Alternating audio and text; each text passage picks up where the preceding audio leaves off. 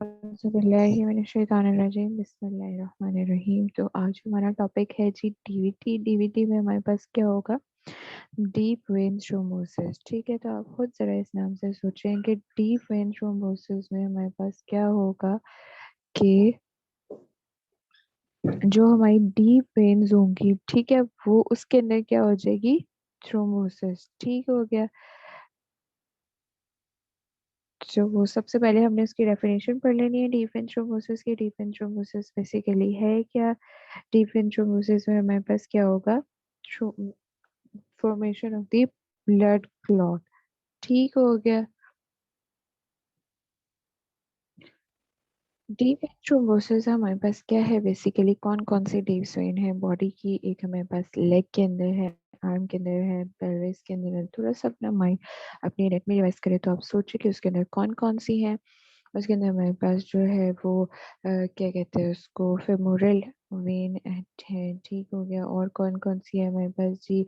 पोप्लीडियल है, प्रॉक्सिमल है, डिस्टल और काफ में, और साथ में इलियक वेन्स हैं। ठीक है, ये तो वैसे इसकी और क्लासिफिकेशन है। पहले इसके अंदर सिर्फ जो है वो हम प्रॉक्सिमल डीवीटी को ट्रीट करते थे, लेकिन अब हम दोनों डीवीटीज को ट्रीट करते हैं। ठीक हो गया। ये क्या है जी? Venous thromboembolism, DVT deep vein thrombosis और पल्मोनरी एम्बोलिज्म। ये क्या है जी? इसके कॉन्सिक्वेंसेस। ठीक हो गई ये बात। अब उसके बाद हम नेक्स्ट चलते हैं कि इसके बेसिकली कॉज क्या है, किस वजह से डीप वेन थ्रोम्बोसिस होता है, किस वजह से डीवीटी होता है। आपने पैथोलॉजी में पढ़ा होगा फोर्थ ईयर में, जनरल पैथोलॉजी में आपने क्लासिफिकेशन पढ़ी होगी, आपने ये पढ़ा होगा विर्कोज स्ट्राइड, बहुत इंपॉर्टेंट है जी। उसमें क्या है? वीनस टार्सल्स, एंडोथेलियल इंजरी और हाइपरकोएगुलेबिलिटी। तो यही हमने यूज करना है इसकी कॉज को जानने के लिए डीवीटी की। ठीक है जी। वीनस टार्सल्स में मेरे पास क्या क्या रिस्क फैक्टर्स हैं?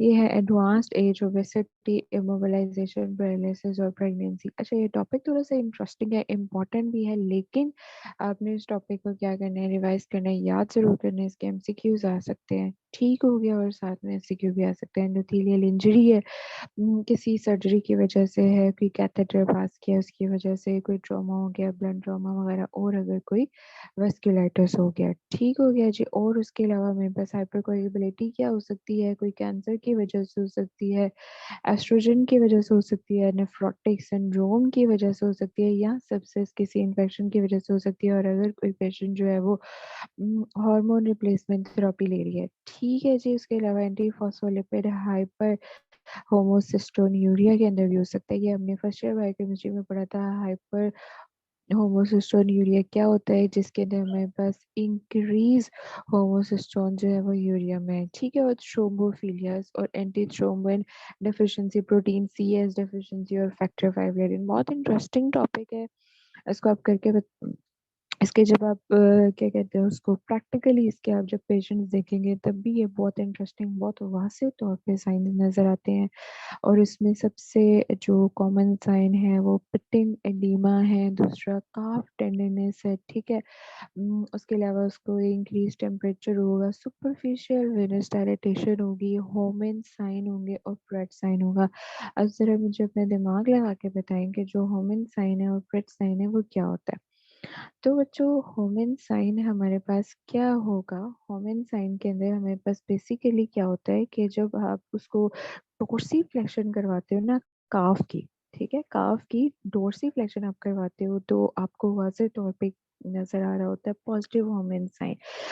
Defence thrombosis of the leg की वजह से होता है। ठीक है। थ्रोम्बोसिस की वजह से जो है ना, अगर हमें इसको इस तरह से प्रेस करो, ठीक है, और उसकी इस तरह से इसे ऊपर उठा के तो उसकी डोर्सिफ्लेक्शन करवाओ तो मुझे वाज़ेह तौर पे जो है वो होमेन साइन नजर आएगा। काफ पेन होगी, होमेन साइन किसे कहते हैं? काफ, उसको दर्द होगी फौरन से जैसे ही मैं डोर्सिफ्लेक्शन करूंगी। ठीक हो गया। होमेन साइन समझ आ गया।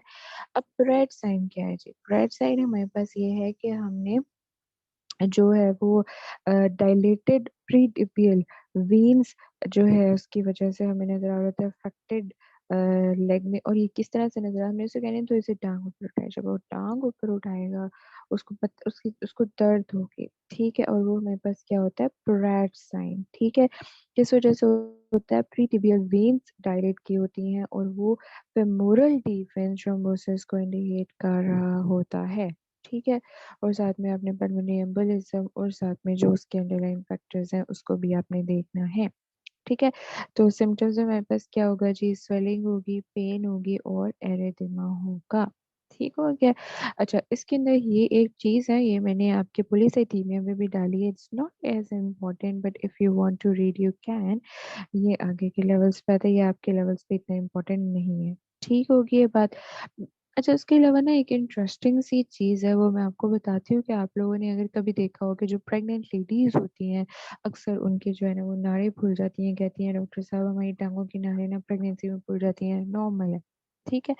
तो वो क्या होता है नाड़ें फूलना, कभी सोचा? उसमें क्या होता है, उसको कहते हैं फ्लेगमेसिया एल्बाडोलेंस। ठीक है? फ्लेगमेसिया एल्बाडोलेंस ये एक टर्म है। ये क्यों होती है, कभी सोचा है कि ये प्रेगनेंसी के 3rd ट्राइमेस्टर में हमें नज़र आती है और दूसरा जो छिले वगैरह के अंदर होती हैं, ठीक है? होता क्या है कि 3rd ट्राइमेस्टर में लेफ्ट कॉमन इलिक वेन जो होती है, वो कंप्रेस हो जाती है। किस तरह से कंप्रेस होती है? यूट्रस का साइज़ जो है वो बड़ा होता है, ठीक है? उसकी वजह से क्या होता है कि जो है वो पेल्विक रिम के अंदर जो है वो लेफ्ट कॉमन इलिक वेन जो है वो कंप्रेस कर रही होती है अगेंस्ट द पेल्विक रिम। ठीक है? क्यों? क्योंकि जो यूट्रस का साइज़ है वो एनलार्ज हुआ होता है। ठीक है? तो ये वैसे 40% जो है वो कॉमन है। बहुत ज़्यादा मैंने पाकिस्तान में तो काफ़ी लेडीज़ को देखा है, ठीक है? उसमें कॉमन है, तो इसे हम क्या कहते हैं फ्लेगमेसिया एल्बा डोलेंस, अगर कोई आपसे कोई वाइवा वगैरह में पूछ ले, ठीक है? इसी तरह एक और टर्म है फ्लेगमेसिया सेरेलिया डोलेंस। ये क्या है बेसिकली, ये भी उसी की तरह है, लेकिन इसमें क्या होता है, डीप वेन थ्रोम्बोसिस होती है और जो एल्बा डोलेंस है वो व्हाइट उसमें एडिमा होता है और इसमें जो है वो या उसे व्हाइट लेग या मिल्क लेग कहते हैं, लेकिन इसके अंदर इसको ब्लू पेनफुल, ये पेनफुल ब्लू एडिमा, वो पेनफुल नहीं, ठीक है? इसमें क्या होता है कि थ्रोम्बोसिस की वजह से ब्लॉकेज हो जाती है मेजर और collateral veins of the extremity, कोई भी एक्सट्रीमिटी हो सकती है, ठीक है? और इसके अंदर सडन पेन होगी, स्वेलिंग होगी, साइनोसिस और एडिमा होगा और इसके अंदर हाई चांसेस होते हैं कि आपको पल्मोनरी एम्बोलिज्म भी हो जाए, ठीक है? अगर हम एंटीकोएगुलेंट्स थे उसके बावजूद भी, ठीक हो गई। ये हमारे पास कुछ चीज़ें थी। इसके अंदर Venus gangrene, compartment syndrome, shock, collapse और पल्मोनरी एम्बोलिज्म होने के भी चांसेस होते हैं, ठीक है? अब इसके डिफरेंशियल डायग्नोसिस आप देख लें जल्दी से कि ये सारे इसके डिफरेंशियल डायग्नोसिस बन सकते हैं। सेलुलाइटिस हो सकता है, नी एब्नॉर्मैलिटी हो सकती है, स्वेलिंग हो सकती है, लिम्फेंजाइटिस हो सकता है, मसल कोई स्ट्रेच एंड टियर हो सकता है, ठीक हो गया? अब इसके बाद हमने इसकी क्या कराने हैं, लैब टेस्ट कराने हैं, तो लैब टेस्ट में मेरे पास क्या होगा, सीबीसी करा लेंगे उसका, ठीक है? और साथ में पीएच करा लेंगे, पीटीटी करा लेंगे, आईएनआर करा लेंगे और उसके अलावा मेरे पास क्रेटिनिन और साथ में